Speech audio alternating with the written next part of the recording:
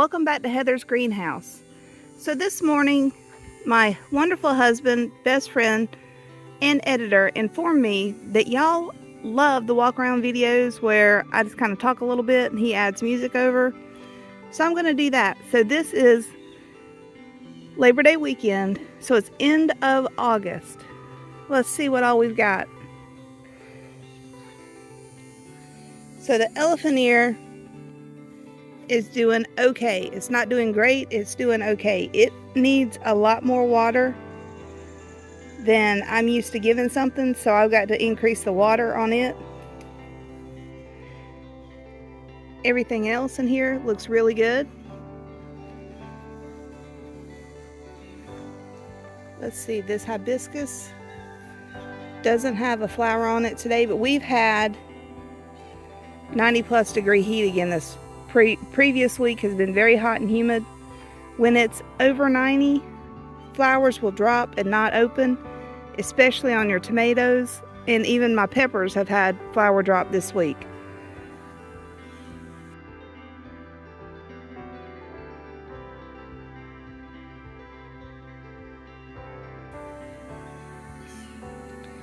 Now this is the bed that I threw a wildflower mix in, and it is beautifully wild. I love this bed. It is exactly wabi-sabi to me. I mean, you've got, look at that zinnia. Isn't that beautiful? And then the cosmos. And you've got a white cosmos in here too. Now, this I've seen a lot, and I struggle with it myself. What is the difference between dog fennel and cosmos? Because it's hard to tell. For example, I think this right here is dog fennel. And a couple of people in the group forum said don't worry about it. Cut it, put it in a vase. It's still beautiful filler. So I might be doing that. I might be putting it in a vase. With today being Friday before Memorial Day weekend. Not Memorial Day. Is it Memorial Day or Labor Day on Monday? 1st September, Monday, I think, is Labor Day. Anyway, regardless, I'm not good with that stuff. I apologize. Nancy, my next door neighbor, loves fresh cut flowers for her house. And I will probably come out here later today and cut on a lot of stuff for her.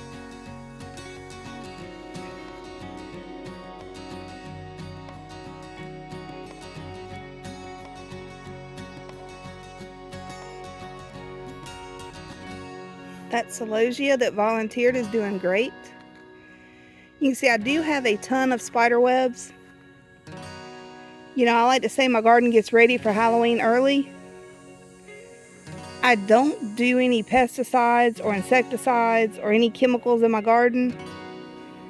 So you just have to learn to get used to these little spiders. And I don't know if you can see him, but he's a tiny little thing that makes a big old web.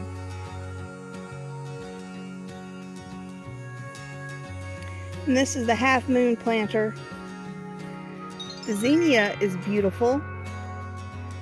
I've only got one calla lily that lived. And it looks like it's struggling. Yeah, I don't know. I still need to come out here and trim all these gladolia leaves back. I prefer to wait until they're all yellow and brown before I cut them. I don't know, I might need to cut them early.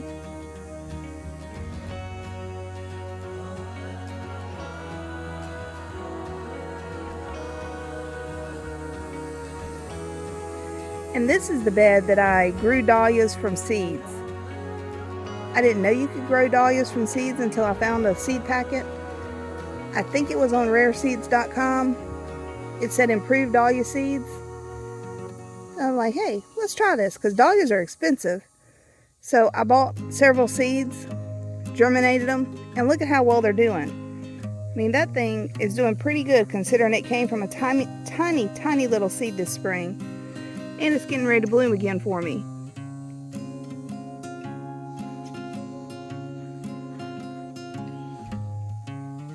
And these zinnias, oh my goodness. They are absolutely gorgeous. And they're just going everywhere. At this time of year, I love to cut and take bouquets in of what I call a rainbow zinnia bouquet, because they're just so bright and cheery. And then we have a salvia here that the hummingbird that we have absolutely loves.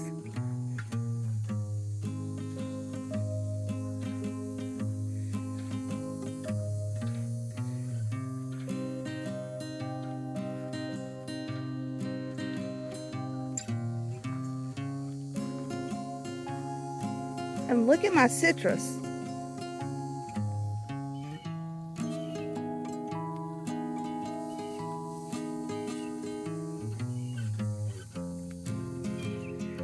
These are doing a lot better once I got them a little bit of fertilizer and started watering them more often. I think they just, I think they're like the elephant ear. They needed a lot more water than I thought they did. Most of the time for me, if I put something in a box like this that's above the ground where it can access the ground, because I don't have fabric or anything up underneath this. I just have cardboard, and that's why you'll see little pieces of cardboard here and there.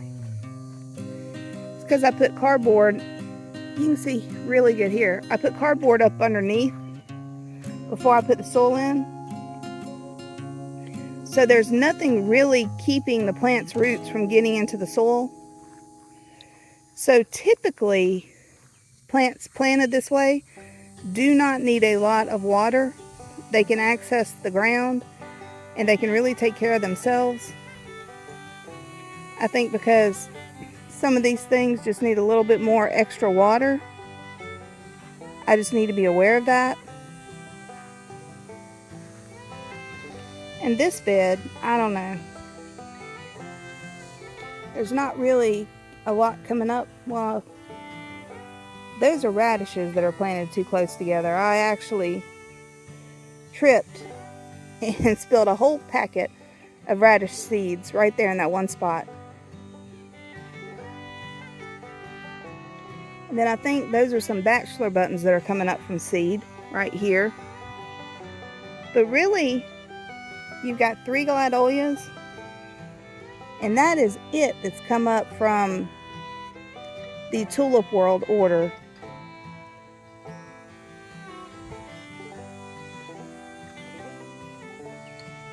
Sorry, spinning around here on you. Checking out these new beds, they seem to be doing good.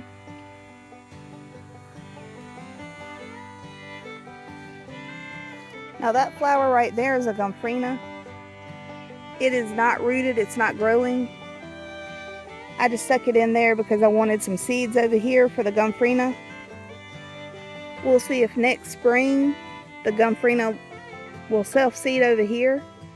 If it does, great. If it doesn't, that's okay. I don't know if gomphrena is going to be an annual or a perennial here. Everything I read says an annual. And honestly, it depends on our winters. Sometimes our winters are mild enough that annuals can behave as perennials. But like last winter, we had that deep freeze in December where it got down in the teens for multiple days at a row. And at night, you know, it was just frozen hard and it didn't really warm up during the day. So because of that, even plants that were supposed to be perennial last year died on me. And I do have frost blankets that I can put out. I tend to cover the citrus with my frost blankets, and that's about it. Oh, I wanted to ask y'all about this. So on this fence over here, I've got this rambling rose that the previous owners planted. You can see I kind of put a box around it to protect the root base because the weed eaters were weed eating the base of the rose bush and killing it. So I just created a little 3-sided 2x4 box to protect it. So I love the rose. It blooms beautiful and smells great every spring, and it just goes down the fence. And then you've got this. I don't know what that is. It's a weed of some kind. It is pretty here in the fall. And you can see the pollinators like it. I don't know if you can see. Well, he might be gone.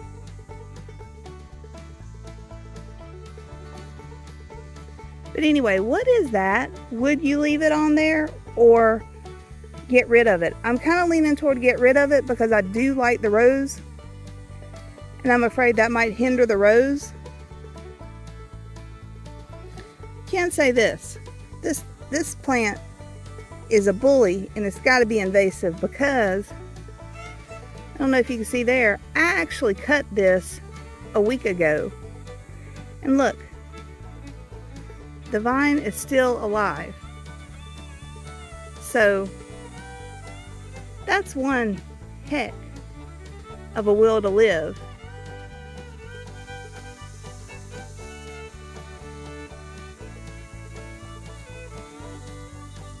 So yeah, y'all let me know what you think.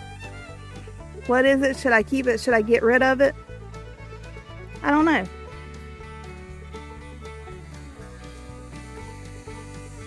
Ah, the balloon plant. Look at these flowers. So they go from this stage right here to that stage, which is just absolutely gorgeous. So that balloon flower plant, I think, donated some seeds to a bird or something that ended up in the front. Because in one of the front pots on the porch, I have a surprise balloon flower. I didn't plant it. I didn't put seeds there. They just came up. They're beautiful. I love surprises, so I'm going to leave them. So you've got some chives, oregano. This is a hodgepodge. That is an agapanthus. That is a Sweet 100 tiny tomato plant. Well, the tomatoes are tiny, not the plant. So this is about as big as this tomato will get. But per its namesake, it is extremely good. It's very sweet. Great tomato flavor.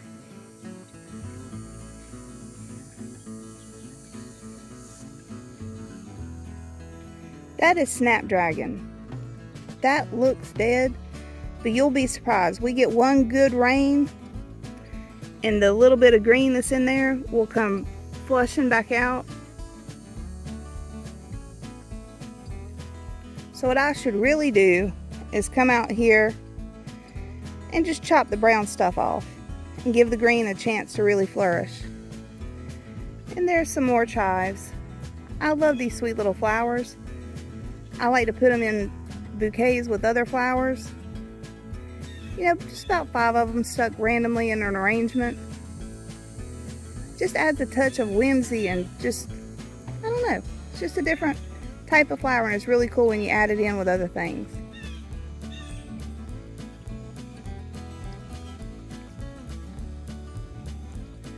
So a lot of people like to shop their garden for their vegetables, and I do that, but I also shop my yard and my garden for cut flowers.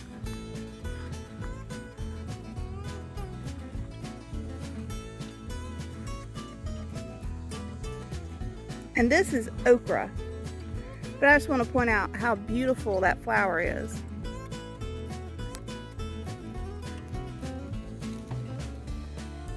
So okra is actually part of the hibiscus family.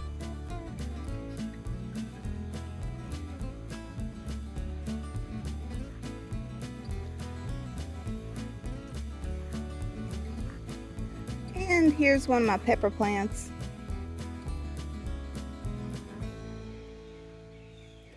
Those are actually small peppers. I think they're lunchbox peppers. I have a couple more peppers over here.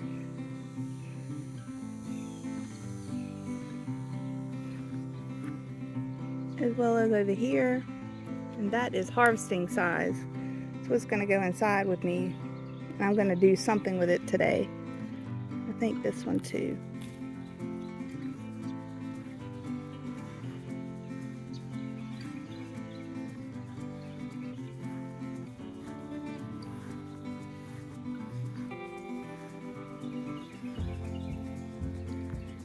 And isn't that gorgeous? Love that. That is so pretty.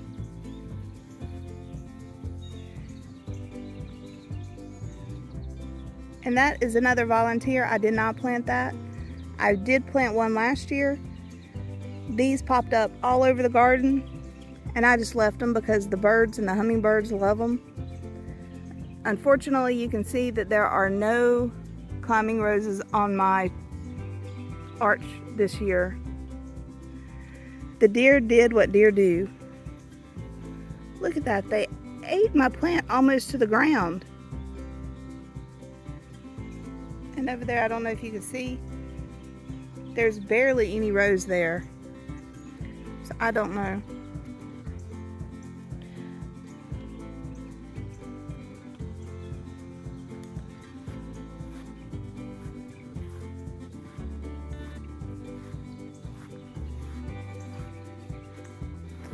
Oh no, this hibiscus is blooming this morning.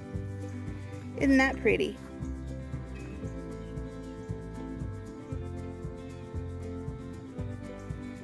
I just love that bright, dark pink juxtaposed with the dark foliage.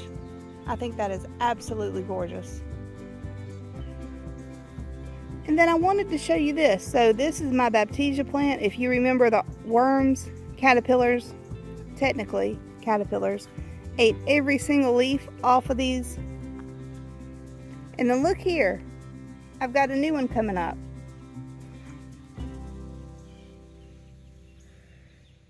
So that makes me happy that I didn't use insecticide on it, because life finds a way.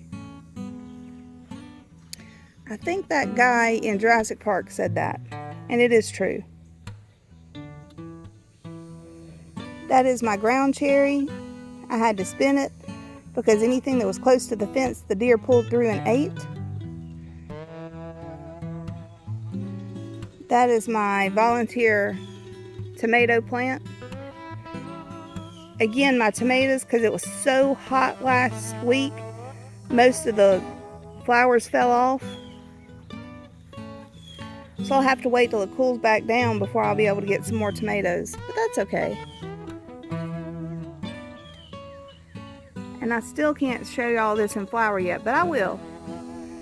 Once it cools off and stays cool, it will flower, and it is beautiful.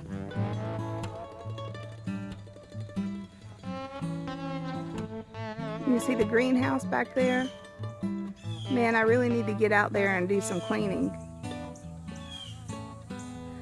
I'll be honest, Midlands, South Carolina, it just gets too hot. Even though I put a metal roof on top instead of the plywood, not poly. I put a solid metal roof on top so that it wouldn't get as hot here in the Midlands, South Carolina. Because if I had put the poly up there on that roof, it would probably be 120 degrees in that thing during the day. That is just unsustainable. So thankfully, I remembered how hot the Midlands of South Carolina get, and I put a solid metal roof on it. It's also a great benefit when it's raining to go out there. It just sounds great. It is made out of cedar, so it smells wonderful. So I really enjoy my greenhouse. It's kind of a greenhouse / she shed now. I have added a couple chairs and a TV out there, so I can kind of get away and go out there and do my own thing.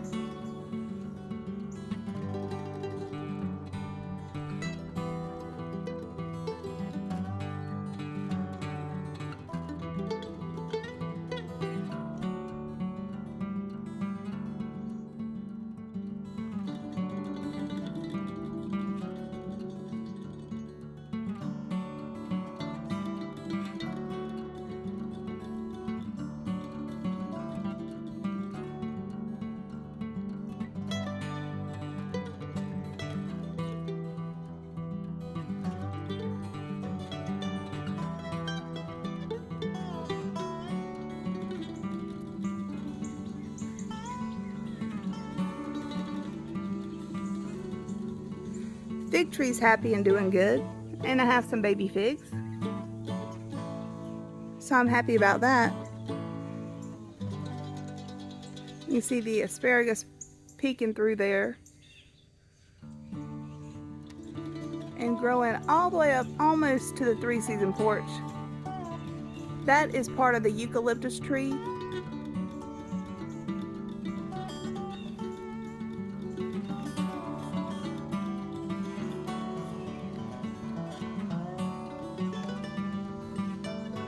And then the Mexican petunia, which is beautiful. I mean, it's a beautiful flower.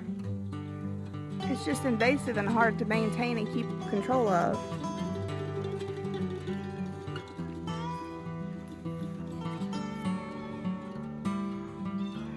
Then we have some thornless rose there. I don't know if you can see, but there are 2 flowers on it, that nice sweet pink.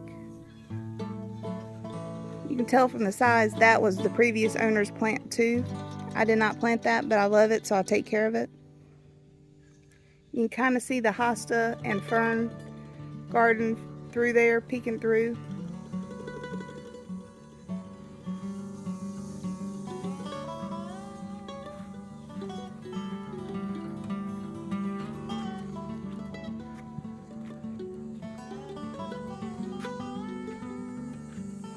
And here's the other side of the hosta fern garden.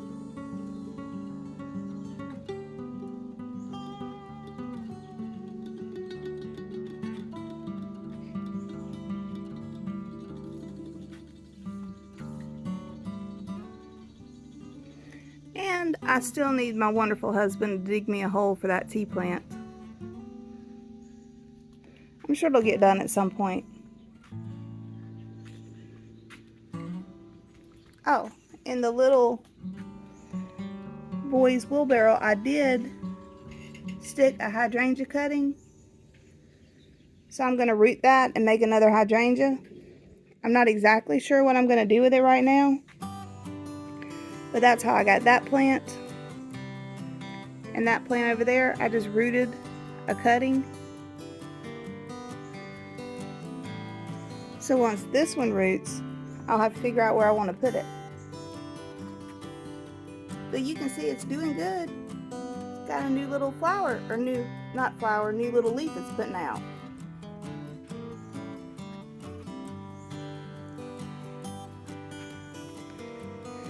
And this is my collection of Thanksgiving / Christmas / Easter cactus. The reason why I put the slash in there is because sometimes they don't know when they want to bloom. Sometimes they'll bloom one part of the year, the next year a different part. I think it was 2 years ago I got 3 blooms out of these plants. So they don't know what they want to be and which holiday they want to celebrate, but they are beautiful and happy, and they're going to just sit right there.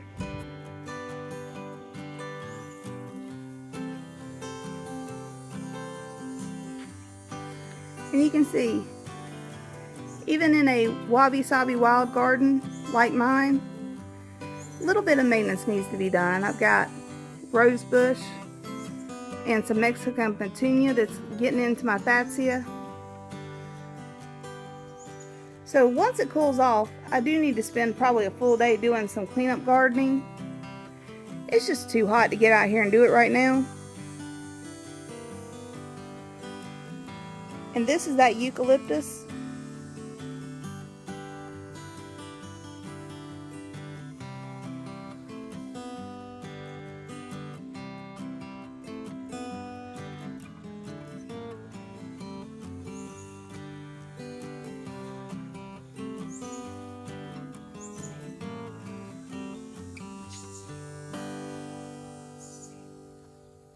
But I wanted to show down here, they're literally sharing the same roots. I actually dug back to check. So that is one root ball with 2 completely different types of trees growing out of it. You got the traditional looking eucalyptus, and then you got this, which is growing tall and has big leaves. Now I can say the tall big leaf plant smells just like eucalyptus. And it has decent vase life. I'll sometimes cut the ends off and stick them in a vase with a couple other plants. It's not as long as the traditional eucalyptus, but it still lasts a long time in a vase.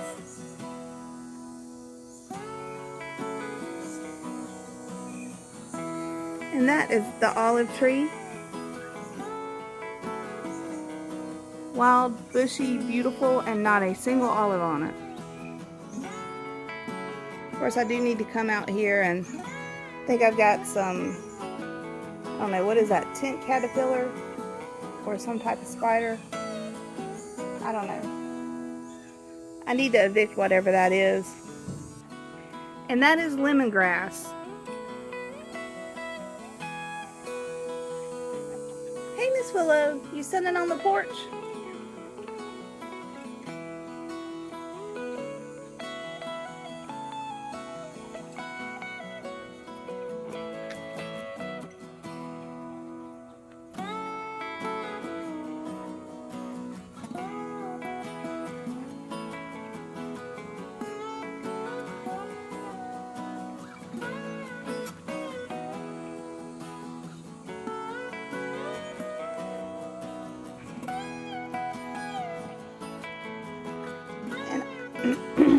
Sorry about that. And I don't know if I'm going to get anything out of this pot. The deer, and then I had some type of insect come and eat on these. And that's where the deer ate on these zinnias and the hibiscus.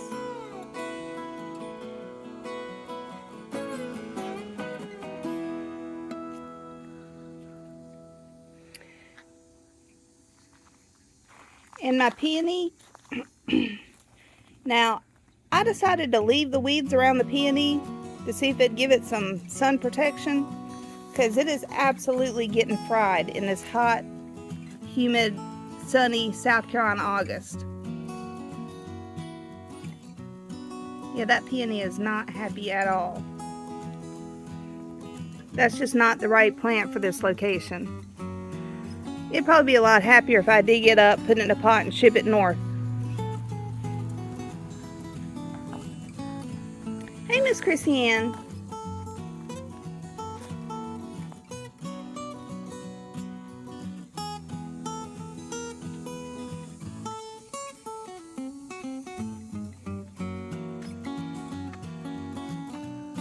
Now, I'm not going to open the gate because I don't want all the dogs to run out. Just taking a peek. It looks like I've got one Coreopsis flower over there in the wildflower garden. I will take what I can get. I'm still having to do soil improvement over there, so it's going to be a process, but that's okay. I'll get there someday. And I don't know if you can see in the video or not, but these butterfly bushes are absolutely just alive with bees and moths and all kinds of pollinators this morning.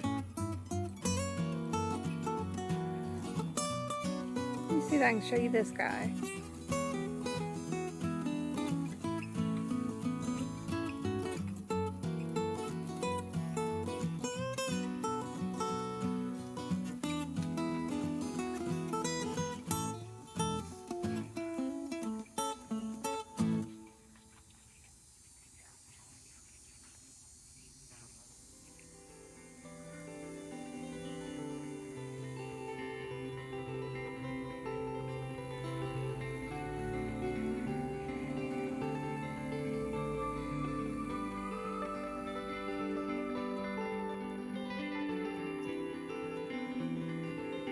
And then that agapanthus has been spent. I need to come out here and just cut the flower stalks off. I leave all the foliage on it, very similar to the gladolia leaves. I leave the foliage on them until they die all the way back down to the ground. Then I will trim them up. I do need to, and I think I mentioned this before, I need to come and cut the butterfly bush away from the agapanthus. It's kind of creeping in on its space.